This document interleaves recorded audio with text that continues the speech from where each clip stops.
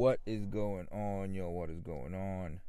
What is going on, yo? Welcome back to the Potty Mouth Veteran. I'm coming to you from my vehicle, from my truck, because I have a loud house, my kids, and my wife. My wife yelling at the kids sometimes because they won't go to sleep and things like that. But anyway, that's neither here nor there. So coming to you from the car. But a couple of things I wanted to talk about, and so I didn't write these down, so they're gonna kind of be all over the place.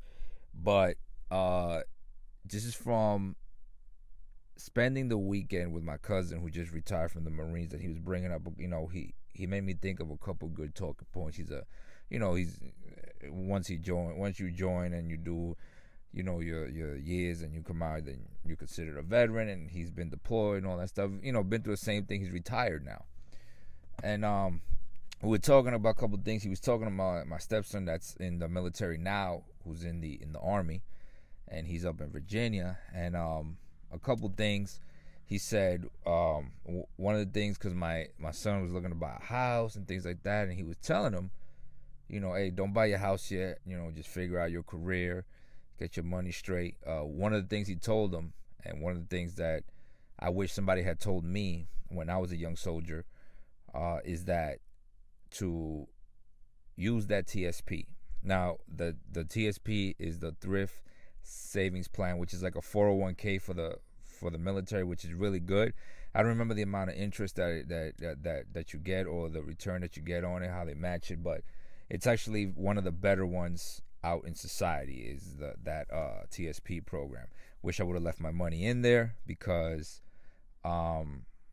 if I did, if I had the guidance I need, I would have left my money in there and it would have been good. So if you have your money and you're about to get out from the military, and you have your money in the TSP, then that's a good thing, because you can potentially, when you get out, come out with a lot of money. Or if you're going into the workforce, you can take that money that you have in the TSP. If you're a young private, leave it in there. If you're a young private, just leave it in there, and then do your years. Don't touch it. Keep putting money in there. Every time you get promoted, you put a little bit more money in there.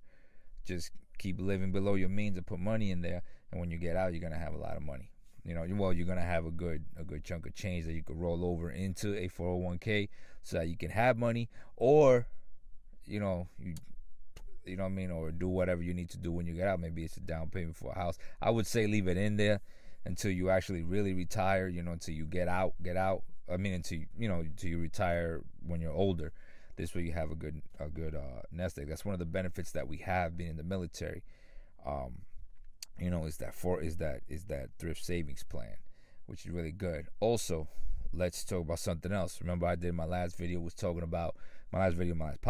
was talking about my situation with the Voc Rehab, and I did correct myself when I said that Voc Rehab does not use any of your GI Bill. I corrected that, and does use your GI Bill. So remember that it uses your GI Bill. So don't think that it doesn't.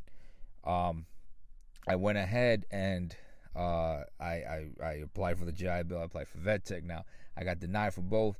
The VetTech I understood, because they said, hey, you don't have any benefits left. That's where I was like, wait a minute, what do you mean I don't have benefits? I know I got some months left. And I looked at my VA education. I went on the portal, and I saw I didn't have any, and I'm like, I was confused. So this was in the middle of me applying for Voc Rehab again, and then the Voc Rehab lady, she was real tough, but she gave me an interview, whatever, and she, this whatever, and then it's ultimately up to her to decide if she's going to give you the benefits back. Well, she decided no. She's like, I'll still help you find, if you need to job assistance or whatever. But she decided no, so I didn't get the benefits back. So for the school that I want to go to, I had to take a loan, but which I'm not going to do. I won't recommend you. Really, if you're a veteran, you shouldn't have to take school loans out. So don't do school loans, man. Fuck all that. Don't do school loans. Don't take school loans out. Use your VA properly. Use your VA wisely. You can inbox me if you want to know how to use it, because I've made many fatal mistakes with it. and I know what to do and what not to do, and I can pretty much tell you, guide you, on what to do and what not to do. Ultimately, depending on what your goal is. Or you can ask your VA representative, like, your what do you call it, DAW or DAV, what is it? One of those organizations that help you.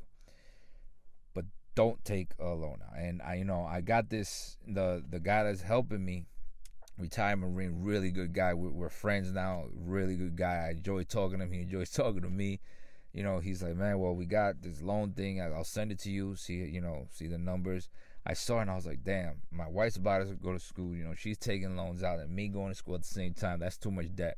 And you don't want to get yourself in debt that can cost you. It's already enough that you're going to go through these mental health. I mean, not necessarily that you're going to, but a lot of veterans do, especially the ones that spend in a couple years. Like myself, 14 years. My cousin did also, I think, 12 to 14 years. My other cousin retired. It's hard to deinstitutionalize, like to get out of the institution of the military. So don't get yourself in the stress. Debt is one of the things that will cause you a lot of stress. It will cause you stress, man. So don't get yourself to that. And I'm sorry if you're listening to this in podcast form that the podcast is different than the other ones because I'm recording from the car, and you know what I mean. And I'm doing this. I'm also doing a video. I'm knocking two birds up with one stone because I got a lot of things going on right now. I'm doing a lot of work. You know what I mean, and putting in a lot of OT. Christmas is coming. I got some remodeling things I got to do in the house. I got bills I got to pay. So, I'm working a little bit to make them extra shekels. You know what I mean? I am eventually going to go back to school, and even if I have to fund it myself, I'll do it, which I made a mistake, but I want you to learn from mine, like I said, but that's just a couple things I wanted to talk about so you guys understand, what I'm saying, and possibly not go through the same thing that I did. So anyway, don't forget to like, subscribe, follow me on social media, and all that good stuff. No intro, no outro, and I will see you on the next smoke.